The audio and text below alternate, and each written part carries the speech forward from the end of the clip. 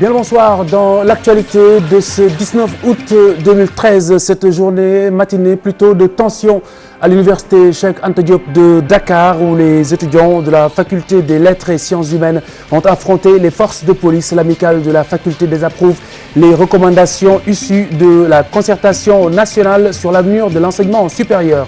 Le groupement des diplômés sans emploi qui va battre le pavé demain mercredi avec ou sans autorisation. Selon ses membres, ils exigent des réponses efficaces à la question de l'emploi des jeunes.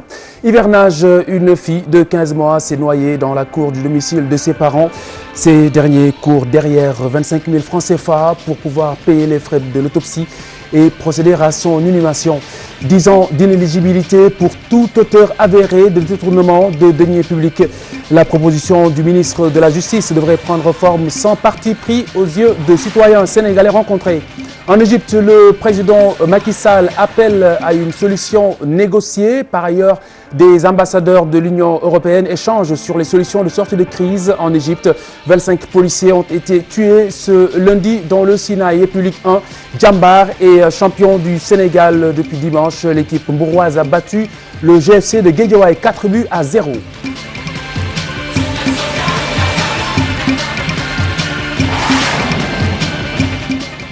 Concertation nationale sur l'avenir de l'enseignement supérieur. Des étudiants ont montré une désapprobation assez musclée ce matin, une désapprobation de l'essentiel des résolutions. Les étudiants de la faculté des lettres et sciences humaines de l'UCAD qui ont affronté les forces de maintien de l'ordre. Ils ont même pris en otage un véhicule de la Sénélec. Mardieng Ibrahim Djoumaba.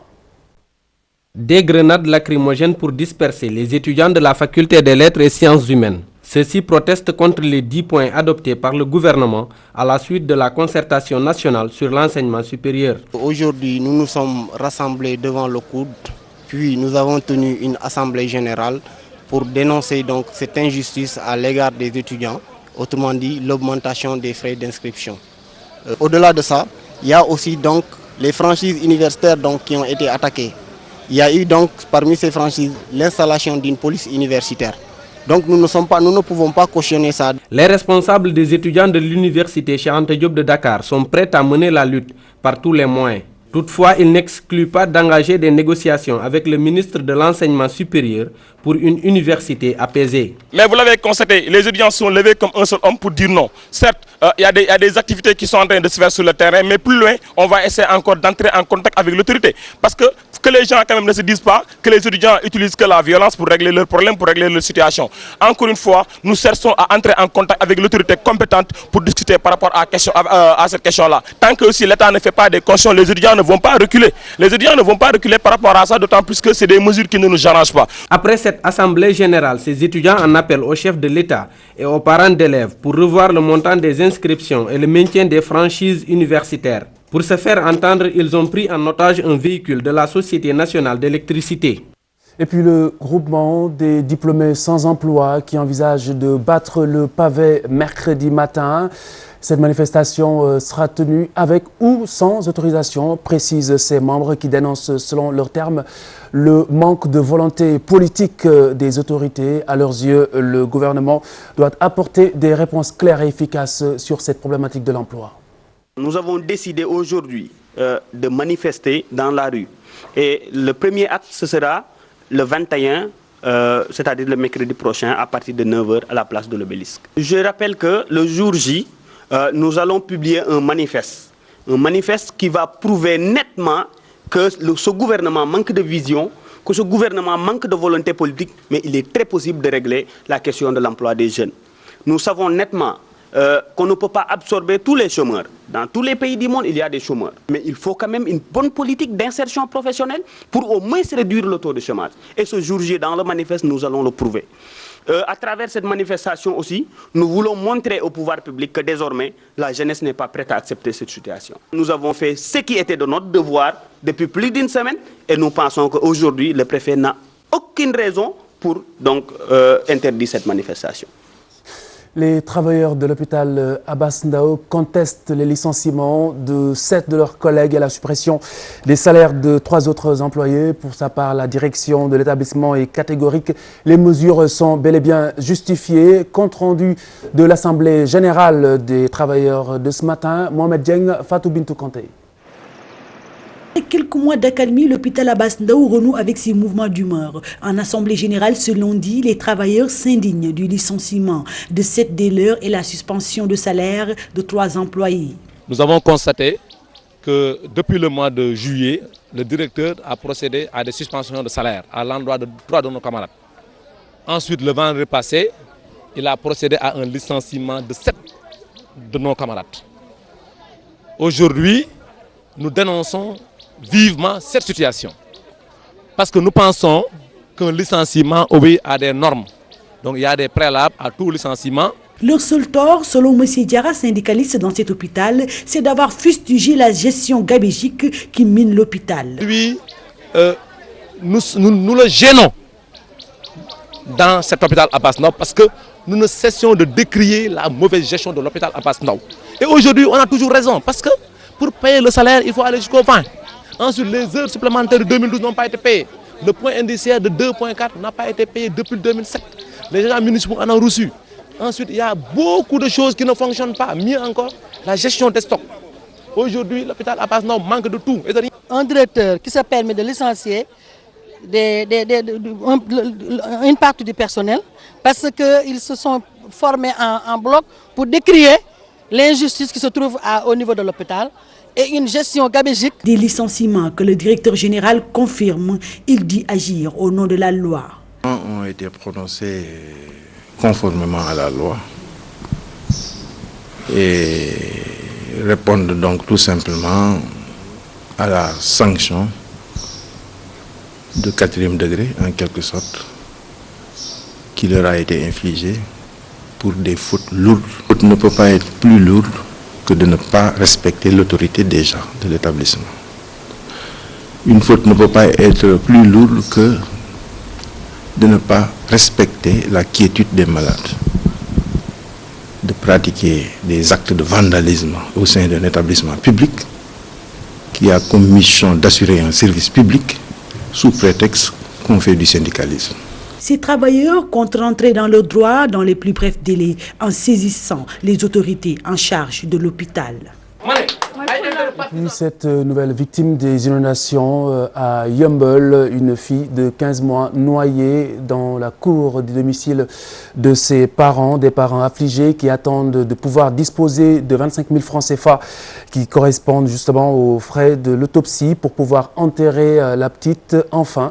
Je rappelle que le corps est toujours bloqué à l'hôpital. Nous verrons le reportage d'Ababacar Tunkara sans doute avant la fin de ce journal. Et puis ces désagréments liés aux travaux publics en période d'hivernage entre affaissement de sol et puis coupure de câbles électriques, en plus des éventuels dégâts collatéraux. La mission est loin d'être simple pour les ouvriers. Pape Cheikh Ndiaye Diouf, reportage. Des coups de marteau répétés sur du bois, des mains qui s'activent sur le fer. C'est parti pour une journée de dur labeur pour ces ouvriers chargés de construire des canaux pour l'évacuation des eaux pluviales. Un travail jugé difficile par ces derniers. C'est vraiment difficile, mais puisque nous sommes des soutiens de famille, nous sommes obligés de travailler dans ces conditions. Actuellement, c'est dur, surtout qu'on est en hivernage avec la pluie. Tout ce que nous creusons est vite recouvert. Des travaux loin d'être faciles, mais qui ont pour but de soulager les souffrances des populations en période hivernale. C'est un quartier qui, dit-on, est inondé en de telles périodes. C'est la raison pour laquelle on s'active pour faciliter une bonne évacuation des eaux pour le bien-être des habitants. On est des citoyens, nous travaillons à longueur de journée pour satisfaire les besoins des Sénégalais. Creuser la terre, une tâche laborieuse pour ces journaliers. À cela s'ajoutent des accidents qui peuvent survenir à tout moment.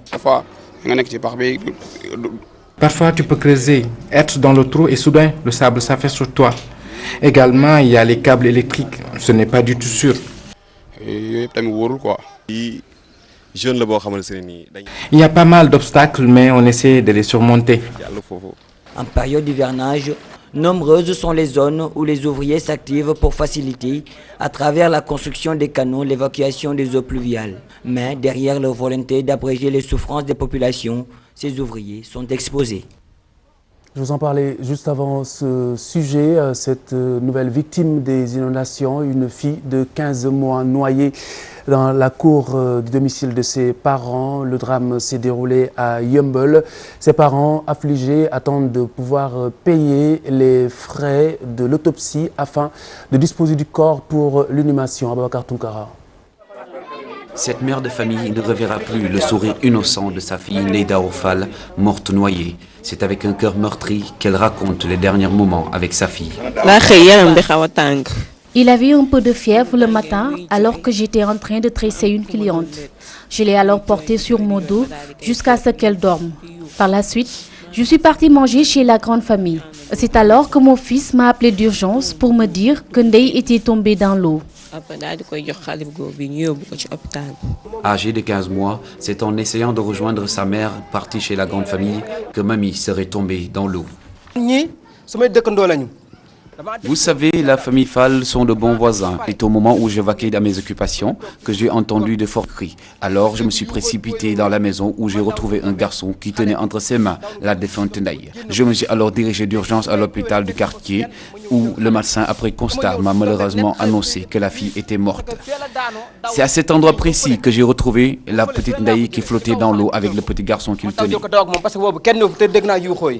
Autre fait marquant, la petite Ndeye n'a pas encore été enterrée depuis le drame du samedi. Pour cause, les 25 000 francs réclamés par l'autopsie font défaut.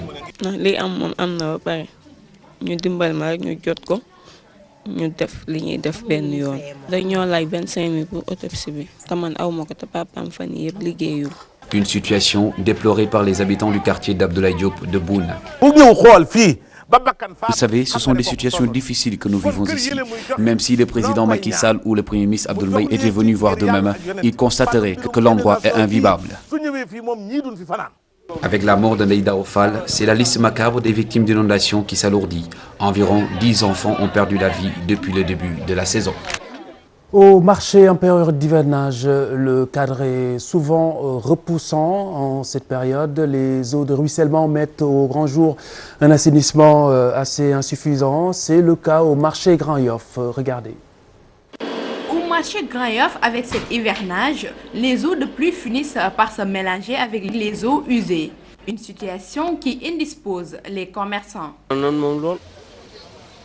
Ces eaux dégagent une odeur nauséabonde, c'est insupportable. Même nos clients ont du mal à accéder à cette ruelle. L'eau est partout. Chaque hivernage, ce marché vit la même situation. La solution, faire une bonne canalisation. Grand Yoff ne dispose presque pas de canalisation. Pendant l'hivernage, tous les canaux sont bouchés. Il nous faut des méthodes pour une bonne évacuation des eaux de pluie. Les plus affectés par ce dysfonctionnement, les vendeurs de poulets, ils réclament un espace plus assaini. Tous les marchés disposent d'un large espace consacré aux vendeurs de poulets, sauf celui de Grand Yoff. Notre cas est vraiment sérieux. Nous lançons un appel aux autorités. Grand Yoff fait partie du lot des marchés qui exigent un système de drainage des eaux pluviales, une installation qui mettrait fin au calvaire des tabliers. Une inéligibilité de 10 ans pour tout auteur avéré de malversation, détournement de deniers publics. Une proposition du garde des Sceaux, le ministre de la Justice Aminata Touré, il est exprimé en marge de l'Assemblée générale des magistrats, l'Union des magistrats du Sénégal, l'Assemblée générale tenue à Saly Portudal. Cette idée est partagée par certains Sénégalais, des citoyens rencontrés qui estiment que les autorités doivent tout simplement joindre l'acte à la parole à ce sujet, une mesure qui, à leurs yeux, doit être appliquée sans parti pris. Nous verrons ces propos, nous les entendrons probablement dans nos toutes prochaines éditions. Sur l'international, l'armée nigérienne a annoncé la mort du chef de la branche armée de Boko Haram qui aurait été tué lors d'affrontements. Il a succombé en effet, disent-ils, à une blessure par balle lors d'affrontements avec l'armée, des affrontements entre le 25 juillet et le 3 août dernier. Puis Égypte, le président Macky Sall, dans un communiqué, appelle l'ensemble des parties prenantes à la modération et à la concertation pour justement un règlement pacifique et de cette crise égyptienne. Dans cet esprit, le chef de l'État invite l'Organisation de la coopération islamique aussi à entreprendre des démarches nécessaires, y compris par une réunion d'urgence de toute instance appropriée de l'organisation pour aider à la recherche d'une solution, une sortie de crise, surtout une solution politique négociée de cette crise égyptienne. Des ambassadeurs de l'Union européenne, toujours au sujet de cette crise égyptienne, sur des solutions de sortie de crise en Égypte. Amina Sow nous fait le tour d'horizon du reste de l'actualité internationale. En Égypte, au moins 25 policiers ont été tués dans une attaque à la roquette. Le convoi transportant les policiers a été pris pour cible ce matin dans le Sinaï. Les assaillants sont soupçonnés d'appartenir à la mouvance radicale islamiste. Suite à cet assaut, l'Égypte a décidé de fermer le passage de Rafah. Face à cette vague de violence, des ambassadeurs auprès de l'Union européenne se réunissent à Bruxelles pour examiner la position à prendre. Les 28 pays membres menacent de baisser l'aide financière accordée à l'Égypte. En Afrique du Sud, le procès d'Oscar Pistorius se tiendra en mars 2014. Le champion handisport sud-africain a comparu ce matin devant la Cour de justice de Pretoria. Il est présumé coupable du meurtre de sa petite amie. D'autres charges qui pèsent sur lui, la possession illégale d'armes à feu. Si la thèse du meurtre avec préméditation est retenue, l'athlète sud-africain de 26 ans encourt la réclusion à perpétuité. Au Paraguay, le nouveau président de la République a trouvé la solution pour lutter contre la pauvreté dans son pays. Horacio Cartes a décidé de verser l'intégralité de son salaire à une paroisse pour 5 ans. Montant de la somme $10 000, environ 5 millions de francs CFA par mois. Ce conservateur fait partie des hommes les plus riches de son pays. Le Paraguay est un pays qui compte 39% de pauvres. Vous en parlez il y a un instant, cette proposition du garde des Sceaux au ministre de la Justice, Aminata Touré, inéligibilité de 10 ans pour tout auteur avéré de malversation ou détournement de deniers publics. Il l'a exprimé lors de l'Assemblée générale de l'Union des magistrats du Sénégal. Les Sénégalais se sont prononcés sur cette question. Ils partagent l'idée pour la plupart, mais estiment que cela devrait être effectué sans parti pris. Écoutez. Par le garde des Sceaux figure en bonne place l'inéligibilité au mandat électif de toute personne condamnée pour détournement de deniers publics. Un projet de loi sera d'ailleurs soumis à l'Assemblée nationale en octobre prochain. Toujours dans le cadre de la réforme du code pénal, d'autres dispositions sont aussi concernées. Il s'agit entre autres du viol des mineurs qui sera encore plus sanctionné. Les auteurs et complices seront également traduits devant la justice, même des années après leur forfait. Le ministre de la Justice a annoncé l'accroissement de la sévérité des sanctions relatives au vol de bétail. En marge des réformes, Aminata Touré a aussi abordé la question d'infrastructure. Ainsi, les tribunaux qui sont en état de délabrement avancé seront réhabilités dans toutes les régions concernées. La maison d'arrêt et de correction de Rebeuss va